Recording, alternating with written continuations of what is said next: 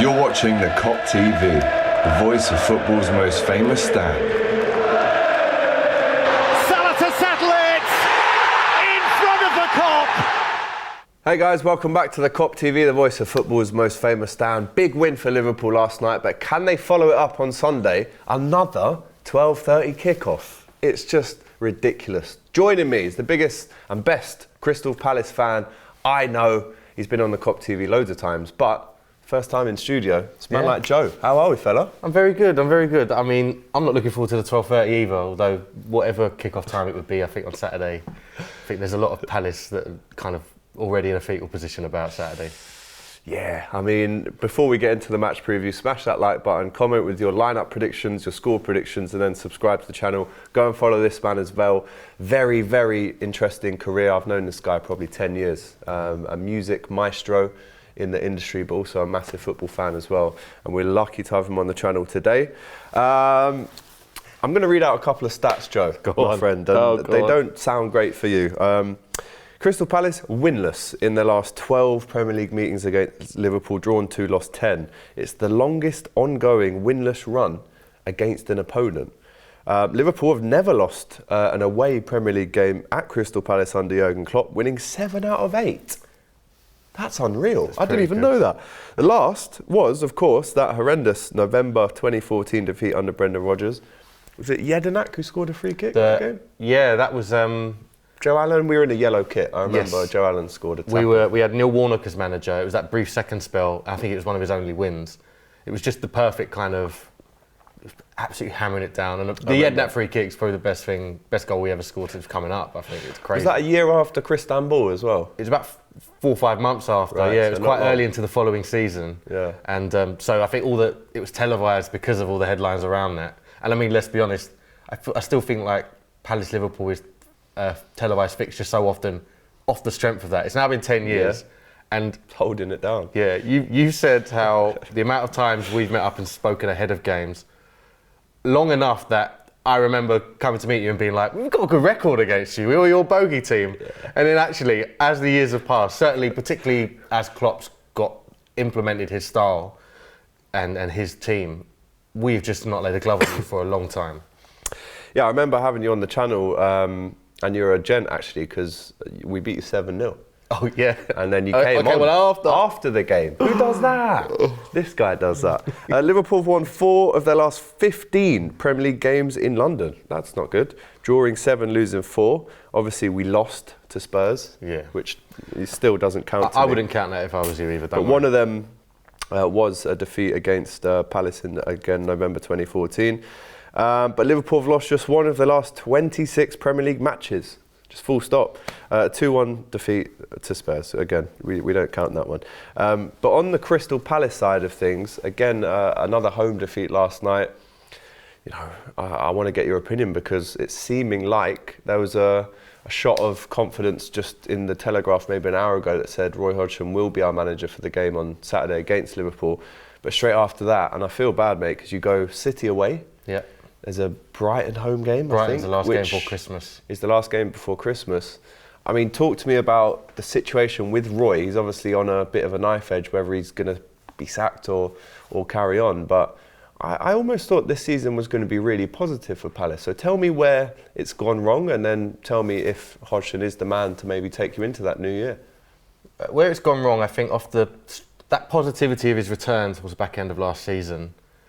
You're going, right, Zaha's going to leave, or if he stays, great. If he doesn't, we've now actually got a succession plan in Elise and Eze and maybe some others as well coming through. What we should have done is, build upon that with some decent recruitment and, just build upon that. I think the options available in the summer for a new manager are a bit dry, so the Roy decision was right at that time. Then the disaster is Zaha deciding to leave about 2 weeks before the season starts. Yeah. Elise is injured till about 3 weeks ago.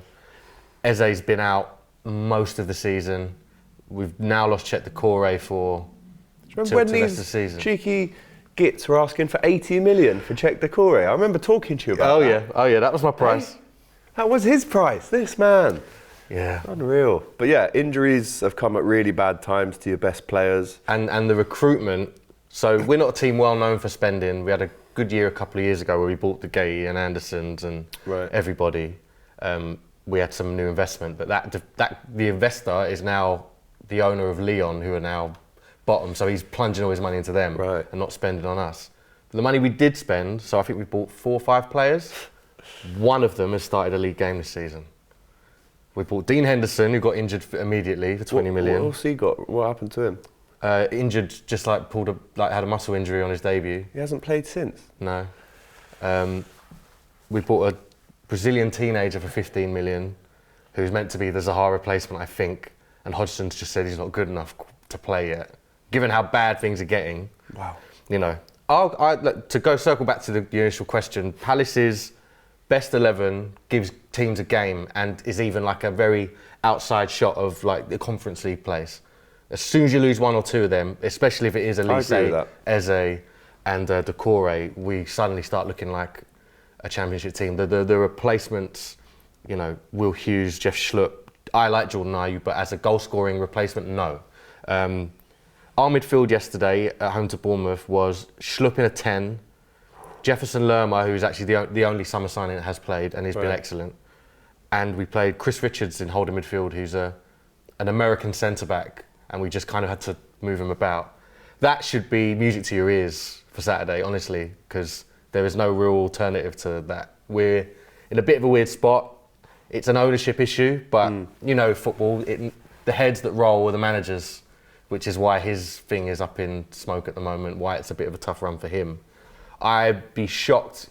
That run, it's a Patrick Vieira run where he, towards the end of his thing where he left, where people will go, it's a bit harsh, they've got loads of injuries and that's a bad run of games, but the way the crowd turned at that game yesterday, it wouldn't shock me if he was gone before that January. Yeah, I mean, you were at the game last night. What was the general atmosphere when that first goal went in? And obviously the second goal was kind of right at the end of the game, it killed you off, but I don't know, I've always massively respected Palace. I do think there's a big kind of respect between Liverpool and Palace. I mean, you know, I think we've got that with Arsenal as well, but the Tottenhams, maybe a little bit we've got it with West Ham, but certainly the Chelseas and the Tottenhams, we definitely don't have that with. And I always think Liverpool fans almost look at Palace as like, if they were a London team, that's maybe who they would support. Okay. But talk to me about the kind of, because you feel it, don't you? I mean, I'm lucky enough to have not been in many situations where you're at a game, maybe the end of Benitez,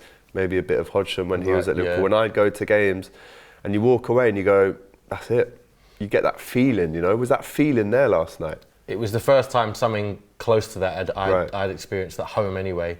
You get some chippy away ends because, you know, it's been a long away trip, a couple more beers inside. A few drinks. You like an early drink as well. I do. That not every day, by the way. Not every day. On a match day. Drink responsibly. Drink responsibly. Yeah. But that's probably what didn't help yesterday. It was a 7:30 kickoff on telly. 7:30 is not early enough to do anything. No. So, and the ground was at kickoff. There were maybe 15,000 in. Like the official attendance always includes season ticket holders, doesn't it? But there were a lot of empty seats, which doesn't help. And then it's a bad sign. Yeah. And then as soon as the first goal goes in, we're a team, you know, we concede goals, we're Crystal Palace. So you think, all right, what's the response? And the second half, we were worse in the second half than we were in the first, just sideways passing, no one brave enough to have a little run. It was a bit like lockdown Palace, where instead of Zaha, it's now Elise, where Bournemouth could just double up on him, safe in the knowledge that none of these other idiots on the rest of the pitch are going to try and take anyone on, never mind pick a pass. And it was just really comfortable for them. And I don't think Palace are that entitled as fans. I just think... Well, Roy Hodgson said the fans have been spoilt in recent times. Did he mean that? And do you understand what he means by that? The only bit I can agree on is that...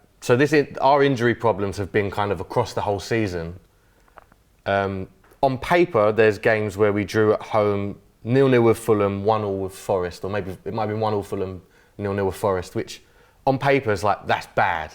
But the teams we put out were awful. We were playing kids. And so in the context of that moment, I think we almost didn't appreciate how much he was maximising what we've got, which is, I think, is his point here, going, and he has over-delivered this season with the personnel available. But given what we experienced last year, it's hard to stomach I get that. And so when he says the quiet part out loud, I think it rubs some people up the wrong way. And he's had a little run of that recently. I know Liverpool didn't have a great time with Roy. Well, he said a lot of things. Well, I remember him saying we're not too big enough. We're not. What was it? We're not big enough to be involved in a relegation fight, or something like. We're not above it. Yeah. I mean, that was the nail in the coffin, really. Yeah. I think Roy. he's never, which is part of the reason why I came back again as well. When there are moments where the ownership doesn't want to spend, he's your perfect manager because he will wear all of it. He might bite back at the fans and journalists. Roy will never blame the owners. He will never ever go, they've spent no money, they've not replaced Zaha properly. Stuff like that. Whereas a lot of other managers are straight to go at the owner. And most of the Palace managers that have done that don't last very long. Yeah. Pulis did amazing at Palace. As soon as he asked for some money, he was kind of, well, they're not going to give it, I'll be on my way. Vieira was asking for January recruitments and we didn't do very much last season. So it's a bleak time. It's pretty miserable. I just don't think we're not a team in danger of going down, even as bad as it is right now. No way. But I think that, it doesn't make it any more enjoyable when you go in to watch it. Do you know what I mean? Yeah, I mean, I remember speaking to you last season when you got a 1-1 draw at Anfield, and on the night I was so impressed by Eze. I thought he ran the show, and there was obviously that Nunes-Anderson headbutt. Maybe we'll see them two come together again. But yeah, I think from an outsider's point of view, Palace should be there or thereabouts where they are. Yeah. But again, you add in some fully fit players, and you do go up 2 or 3 places in the table, and I think it's probably around what you said in terms of edge of Europa League on a good day, but on a bad day, kind of 9th to 12th. But again, not in real danger of going down. So, be an interesting game. Let's get into our team prediction. Kelleher will be in goal. I think that's something that we have to accept at the minute. I thought there was a very Alisson-like performance from him last night. Again, 1 shot on target from Sheffield United, but when he was called upon, he did save it, and that's what Alisson does, and that's what obviously the bar is. Clean sheet for him last night, so I think he comes into this one with a bit of confidence. Trent obviously is our man right now in every position. He'll be at right back, even though we've seen people on the Kop TV, but also myself and others saying that this is the time now where you do put him in midfield, out and out. Again, Klopp dropped Simicast last night, which I didn't think he would do. We've seen Joe Gomez play as a left-back 2015. He's our longest-serving player. Right? Under Rodgers, the first game against Stoke, I think was his debut, played left-back. A great servant to Liverpool, man, and I think he's underrated and under-respected, actually. So I wouldn't be mad of him coming in to play at left-back, but I think when you're maybe away and you're looking to whip balls in, maybe behind, I'd go with Simicast. So again, let us know in the comments what you think to that. And then the awful news that Joel Matip has ruptured his ACL, which is heartbreaking because, again, I think he's only a year shorter than Gomez's reign at Liverpool, but unbelievable player, bro. I love Matip. And am I right in thinking his contract might be up in the summer? So there's a situation where he might have been his last game. He might have played his last game, but then it's like, in January, we should go out and buy that Matip replacement that we were going to buy in the summer, get him in January. But I wouldn't be too mad to say, listen, man, give him another year. Give him another year. You can't say he hasn't earned that. He's earned it. And sometimes you do have to reward loyalty in this game. It doesn't happen anymore, but I'm saying get Matip another year. Again, let us know what you think to that one in the comments. So it will be Konate and Van Dijk. I guess you're looking at Gomez and Quansah as our backups in that area, which I think you kind of need 5. Especially when Gomez can play in right, left or the middle. I mean, I'll take your word for it. The amount of some of the centre-back crises you oversaw in the last couple of years. If you need 5, you need 5. I'll fully... Wait, when Nat Phillips and Reece Williams are getting you Champions League football, it shows you need strength and depth. In the midfield, now this is a tough one to call because this morning we heard that Klopp has kind of admitted that McAllister will be out. I mean, I don't know if you watched our game last night, but after 4 minutes, horrible tackle on him. And even Gustavo Hamer, the player that did the tackle, kind of went like that, and Salah was rushing them on. He was down for about 4 minutes, and I'm thinking, here we go, he's just scored a screamer, now he's going to be out. But he played on till about 70 minutes, but then I think he got done again. Oh, blimey. And the knee, apparently has a wound on the knee. And again, in midfield, although you look at McAllister, who could be injured, Thiago's still out, Bajcetic is still out, but you've still got Gravenberch, you've still got Endo, who is unbelievable in the last 3 games now. It's been brilliant. So I'm starting Endo in the 6, but you've got Gravenberch, you've got Elliott, you've got Jones, who can come in and do a job. We've seen Gakpo play in midfield as well. Szoboszlai gets his goal last night, so he's a shoe-in with Endo. But that third spot is kind of up for grabs. I think Curtis Jones had a really good game against you guys in lockdown 2020 or 2021. So I would personally go with him. Again, people are going to say Gravenberch, Elliott, they need their chances, but we're going to need rotation off the bench as well. So I'm going personally Endo, Szoboszlai and Harvey Elliott on that left kind of central side. And then up front, Mo Salah, no goals in 6, Joe. Looking to get his 200th. Obviously he'll play. Yes. Goes without saying. Now this is, again, a bit of a flashpoint. Do you play Núñez up against... I think his head's cooled down since then. That was over a year ago. Yeah, and I mean, if you haven't learnt that lesson Then, against yeah, that player, of then course. it's not helping you. But I don't anticipate that kind of tempest again. No, and I think Núñez, Jurgen Klopp just won't have that anymore. If you want to go and do that, go somewhere else. Go to Everton. So I will go with Núñez up front. I know Gakpo started last night, didn't do much, but I'll go with Núñez up front. Again, comes on, get an assist. He should have scored. The amount of times this season, out of my mouth, that I've said, yeah, Robbie and Núñez should have scored 2 or 3, but he got his assist. Yeah. And I want it to be the other way around now. I want it to be Núñez scored 2 or 3, but could have got an assist. That's what I want it to be. And then, Luis Diaz. Again, Gakpo can play out there. Jota's injured for a while.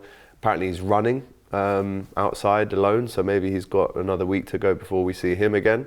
But let's go with Kelleher, Van Dijk, Konate, Trent Tsimikas, Endo, Szoboszlai, Elliott, Diaz, Núñez, Salah.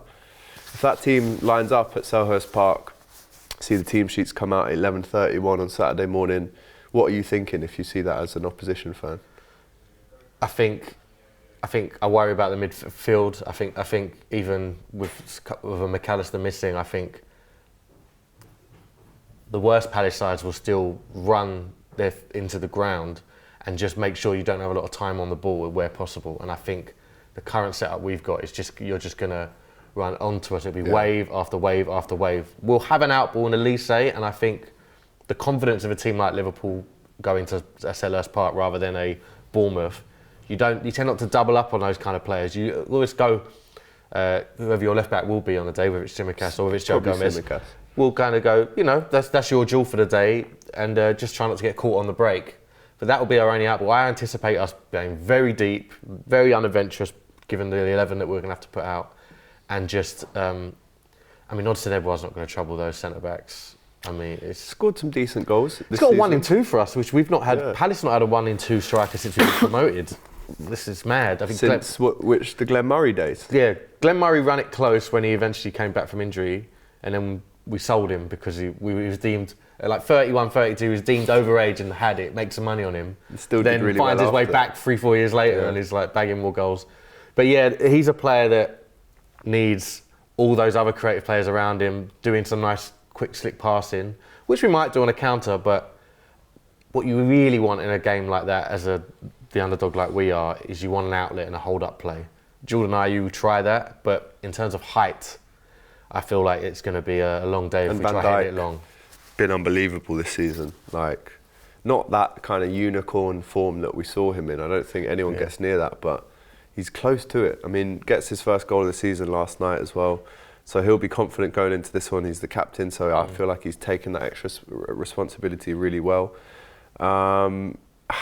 I hate asking it when people are going to get sacked. I'd hate it if someone was saying that about me, and you likewise. When's that AGT going to get sacked from DR Sports? But first of all, I want to get your score prediction. Okay. And then after that, tell me when Hodgson gets sacked, and could he get sacked on Saturday? I think it's a horrible thing to talk about in any other realm of life. Imagine, working at a supermarket.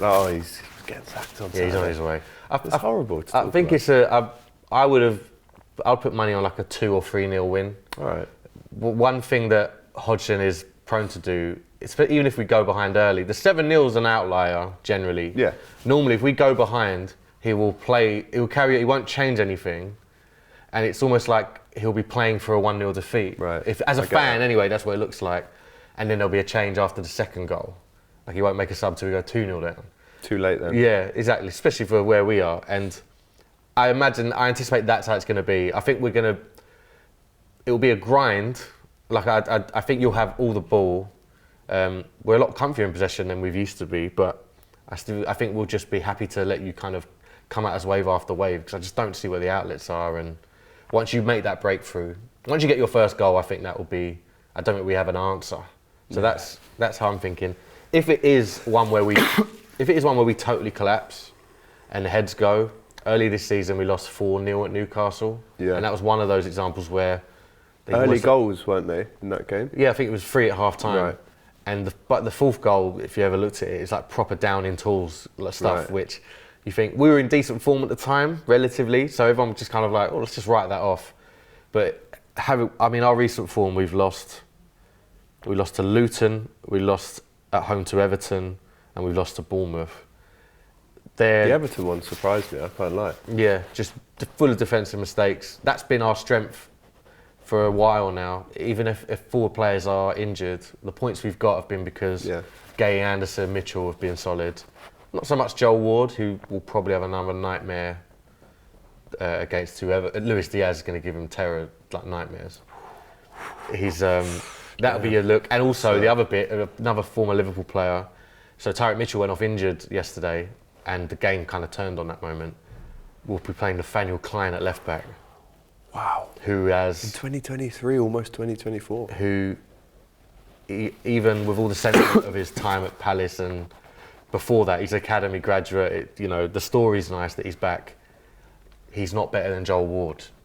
And that's the most damning kind of thing I could say. That's pretty harsh to say. He doesn't get in ahead of him, and it's not because Roy has got bad taste in fullbacks. Yeah. It's just that they're equally kind of physically. He obviously had a very bad injury, which kind of ended his time at Liverpool, right? Yeah. He's never really kind of rejuvenated fully from that. I think he was solid at one point, man. I remember 2015, end of Rodgers, start of Klopp. He was. Trent just totally killed him off, end of 2016. But no, he was good, man. So 2 or 3-0, you reckon? Yeah, I think so. I think earlier I said 4-1, so I might stick to that. If that's all right, John. The one sounds good to me. I'm pretty excited for that. I'll give you that. Set piece. Will Hughes scoring against his team that he celebrates. Well, listen, let us know in the comments what you think the score is going to be. Obviously, the lineup prediction is really important too. I've never got it right, to be honest. Klopp always tinkers and does what he does, so we'll see how that one ends up. Again, the 16th 12:30 kickoff Liverpool have had since 2015. We were having an argument earlier, people saying, get over it, stop crying, but the next closest to that is Tottenham with 6. Wow. And I don't think, obviously there was that Klopp comment last night on Amazon Prime, and I don't think he's necessarily having a go at that presenter. Yeah. But the bigger picture is, share them out. Yeah. Why have we got 3 times more than anyone else? And it is a valid question.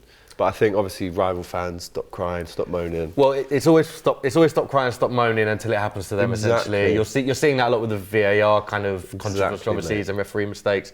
It's get over it until it happens to them. And logically there is no kind of why.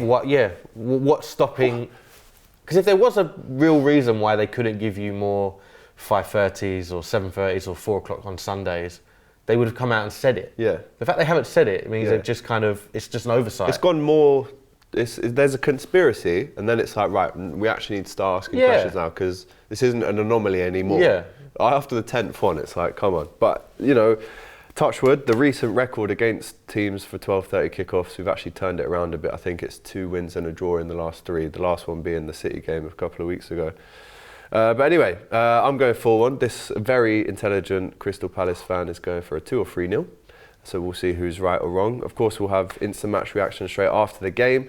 Like I said, go and follow this, man. Thanks so much for coming on, bro. Really appreciate it, Joe. A pleasure. And I'll see you for the next one, man. Yeah. We'll see if Roy's in charge then. Take care. Smash that like button, comment and subscribe to the Kop TV. Take care.